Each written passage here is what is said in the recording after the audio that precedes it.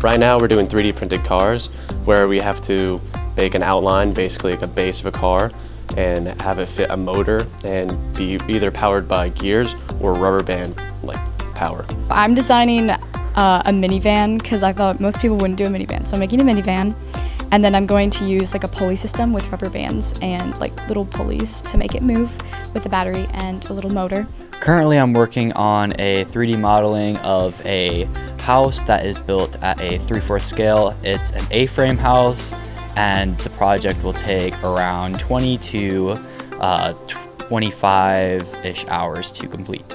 I've been in this class for 3 years. I really love Ms. Richter as a teacher, and it's a very like self-paced class, which is pretty cool, like compared to some other classes that have pretty strict deadlines. So like that you kind of get to work on your work how you want to work on it.